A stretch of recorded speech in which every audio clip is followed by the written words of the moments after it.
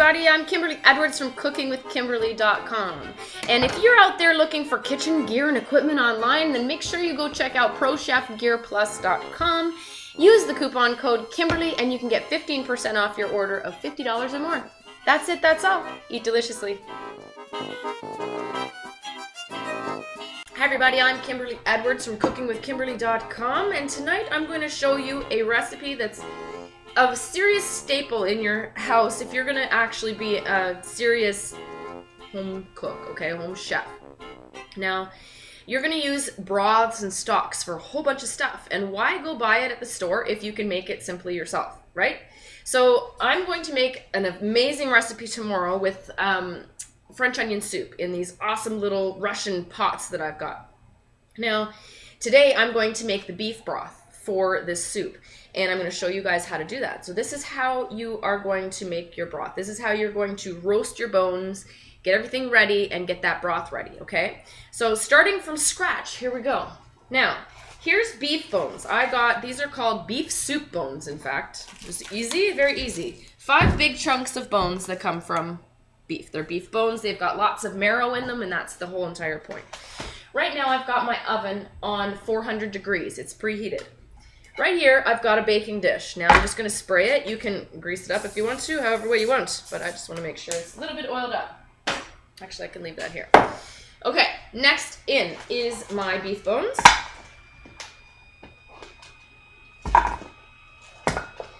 No rhyme or reason, you just want them in there. Sit tight. I have to wash my hands. Anytime you have meat that you are working with that is raw, you're going to want to make sure you clean the entire area off that the meat has touched or you have touched with the meat, and make sure you wash your hands with warm water and soap. Use some kind of antibacterial stuff if you want to disinfect, okay? So right now, these are the soup bones. They're just in here. Next thing I'm going to do is move this. I am going to roughly chop 2 carrots and 2 big celery stalks, okay? They're washed. I'm just going to chop the ends off. Make sure you're using nice sharp knives so that you don't, that's going for the dogs apparently, it fell on the floor, so you don't cut yourself.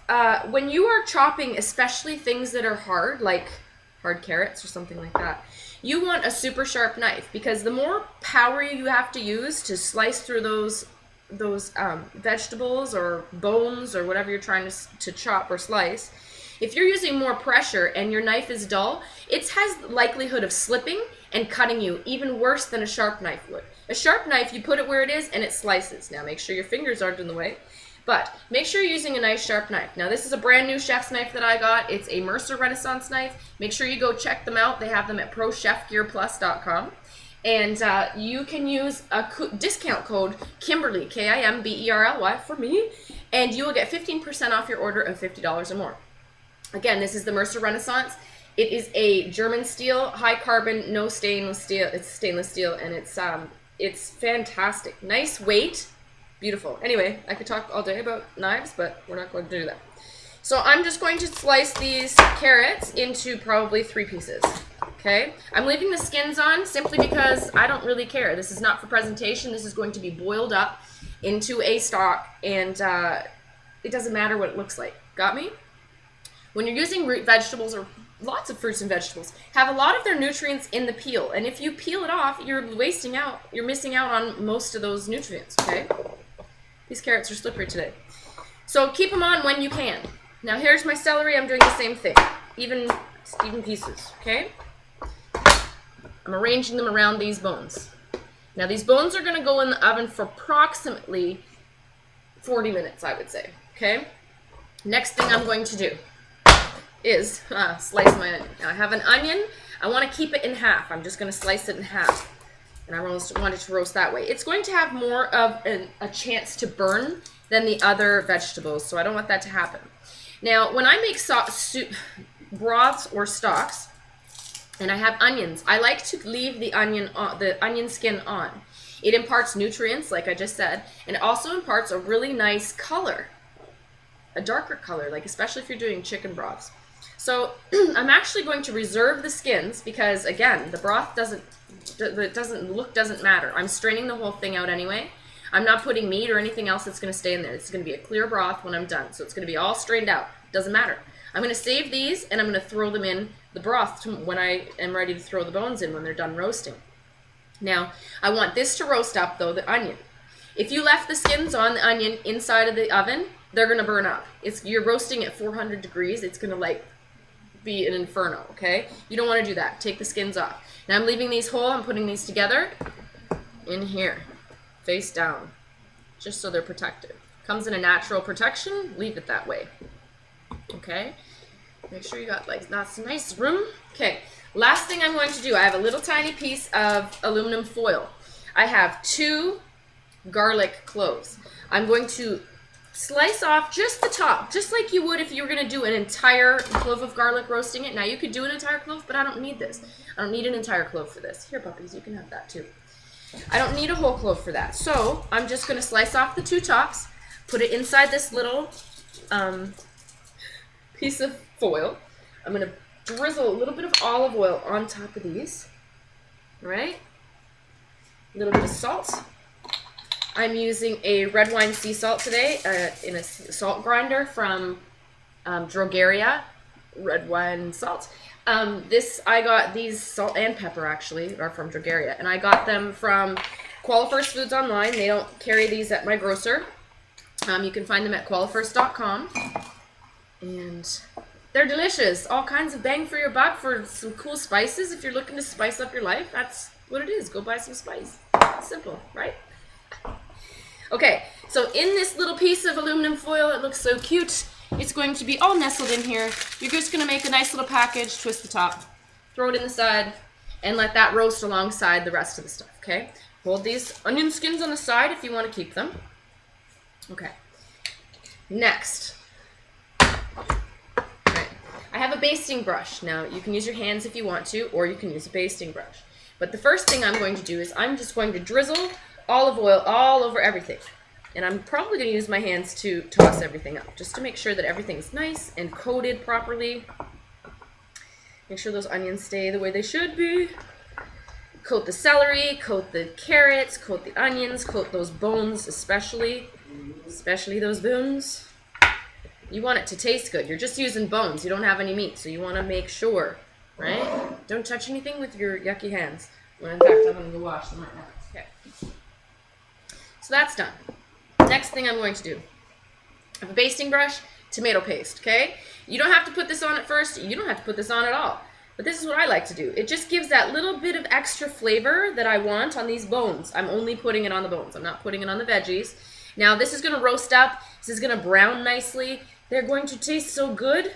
You don't want them to burn. If you see that your bones are burning and you've had it in there for so long, right? You don't want them to burn. Turn it down or reduce the heat or both. Got me? You don't want them to burn because that will make everything really bitter, and you don't want things bitter in your soup. You don't want bitter soup, do you? I don't. Okay, these are looking lovely. 2 more. Then you're going to season them up quickly, briefly. All right, that looks beautiful. Now, these vegetables in here, you can call them your aromatics. If you've ever heard someone say that, now you know what that means. It just means everything's going to smell good, it's going to infuse flavors and all that good stuff. So I'm done with that, okay? Now, since I used that with my brush that it was touching the meat, make sure you only use this for this particular dish. Got me? Capiche? Do not use this again. This has been contaminated. Got me? So if you're not going to use it for this, chunk it out. It's not worth the 42 cents or however much this is to, have a problem. All right. So next, I'm going to put the salt all over this again. Make sure everything's nice and coated. My little carrots aren't very coated well. All right. We are going to freshly cracked pepper all over. Okay. I'm also going to put a bay leaf in. This will be another aromatic, quote unquote.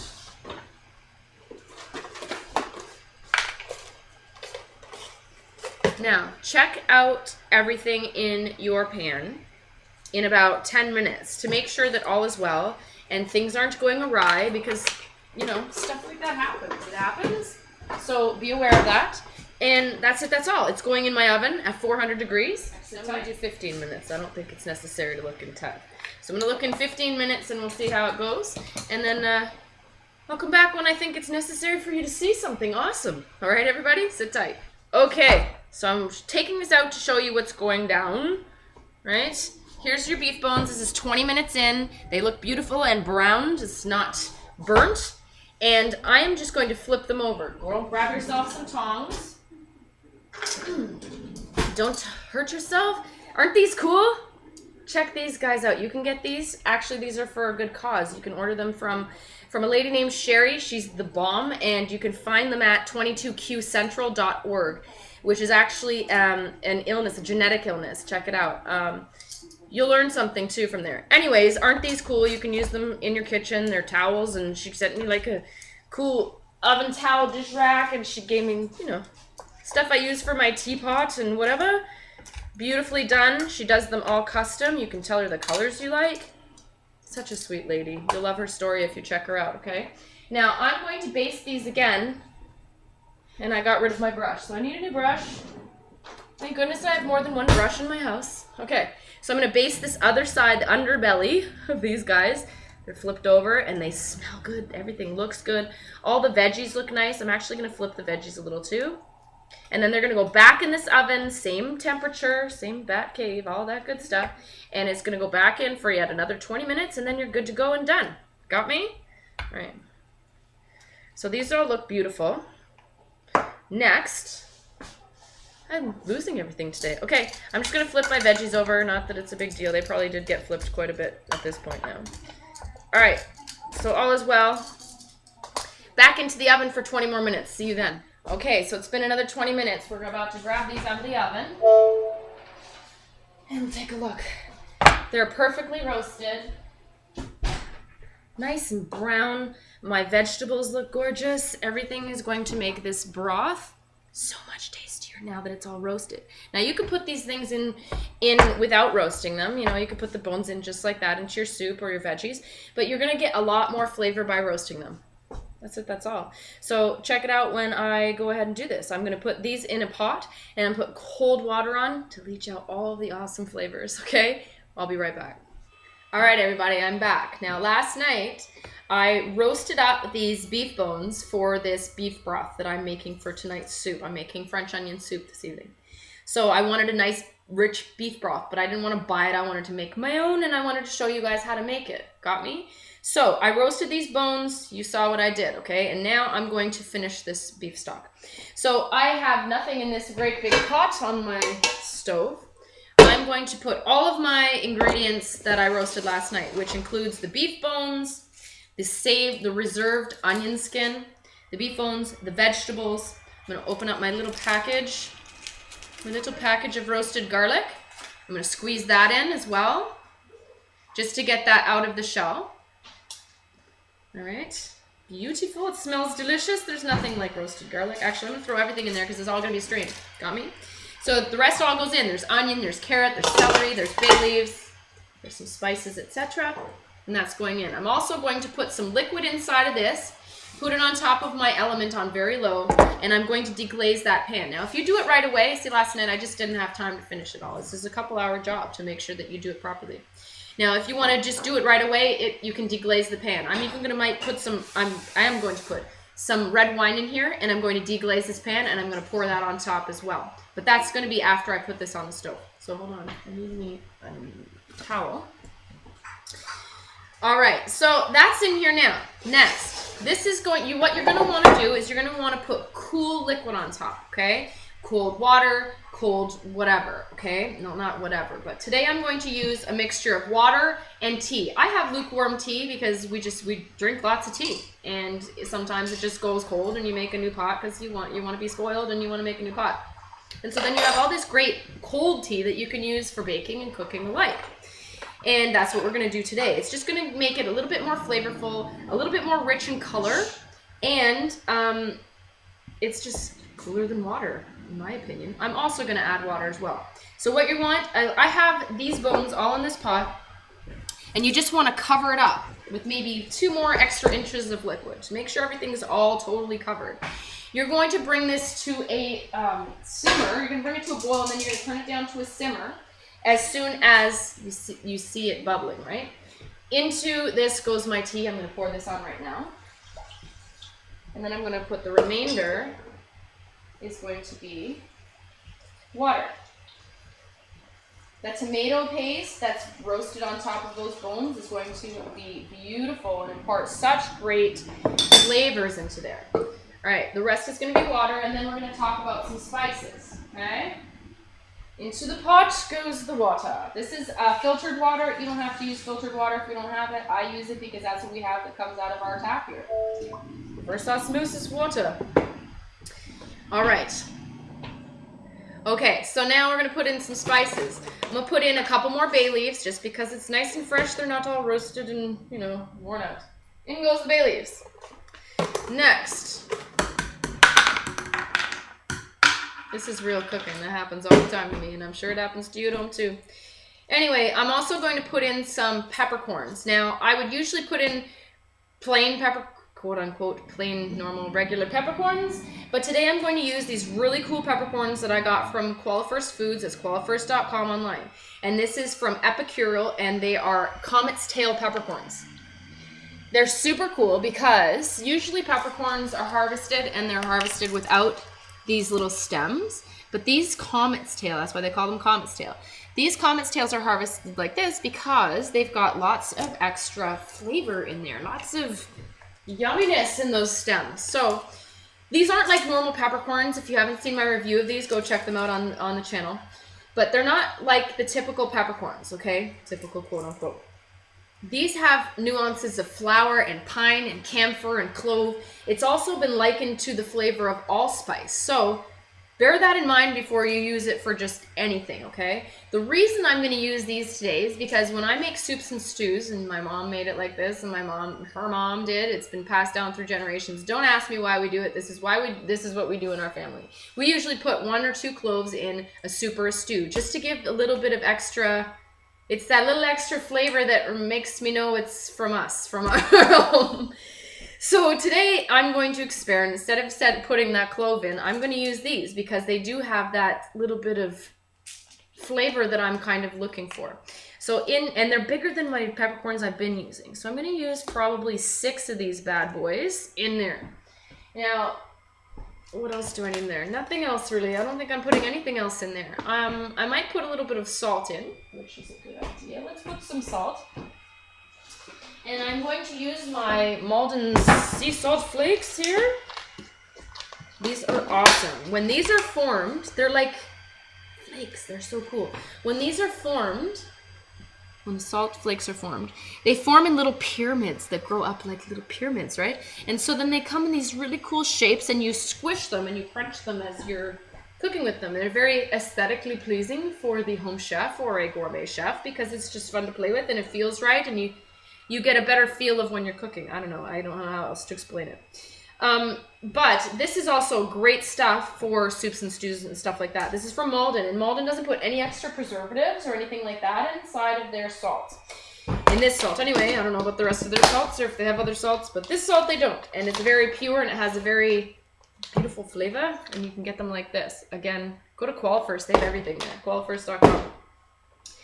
Now, this is on a medium-high heat. I don't know if I said that earlier, but it's on a medium-high heat, and it's just going to go until it starts bubbling. And then I'm going to turn it down to like a medium heat, medium-low heat. I want it just to simmer. This is going to go for maybe 2 hours. I might even let it go 3. Okay? I don't want it to be really crazy boiling because I don't want all kinds of, Mom will say, blephismas all up in that soup. I want it to be as clear as I can. I mean, it's not a big deal if it's not. I'm not cooking for the queen tonight. You know what I'm saying? But it's nice to be aesthetically pleasing as well, and maybe not have really cloudy broth. Because if you keep letting that boil, it's breaking up those veggies and little particles and things, and that's not what you want. You just want it to be nice and clear and flavorful. The reason you're starting with that cold water, you don't want to start with warm or hot water, because you want that cold water, when it heats up, it starts leaching out the flavor of those ingredients. And that's what you want for a stock. You want to get all those flavors out of those ingredients so that your water Your liquid is what's flavored with all the deliciousness, right? So that's what we're doing. Into the pot, I'm going to let it start boiling, and we're just going to let it simmer down. Now, it's going to reduce in volume of water, okay? It's going to evaporate. You can't help it. It's just going to happen. Make sure you keep adding a little bit by little bit, okay? Little bit by little bit. Make sure it still stays covered so that you're really getting a good simmer. And then at the end, you can stew everything out, take everything out, right? You strain everything. And then you can reduce it if you want. You concentrate the flavors a little bit more. You can reduce it just the liquid by itself instead of letting it just boil crazy with all the ingredients in, like I just told you not to do. Got me? So we'll be back in a little while. After a while, I don't know, maybe a couple hours, and you'll see what it looks like, okay? Hi, everybody. All right, we're back. And this has been going for, I would say, 3 hours or so. It smells awesome. It's tasty. I did a taste test in the whole night and reseasoned it with my Drogeria salt and pepper. I forgot to tell you, I did not get those at my grocer. If you are looking for those, I did a couple of reviews on them. I got them at Qualifirst Foods. That's qualifirst.com online.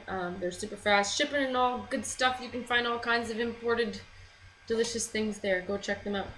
Anyway, so this has been going for that long. Now I've got all this stuff in here that I don't want in there, okay? And also I have a layer of the fat, okay? So the fat is all risen to the top. And what I'm going to do is I just have another pot, equally sized or so. I have a colander, like a strainer, okay, like a mesh one.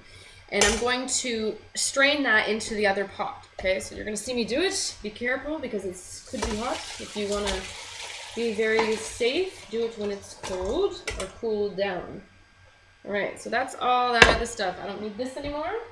All right, so now I've got all this stuff that I don't need either. So I need a bowl. Hold on, sit tight. I'm going to bring this back.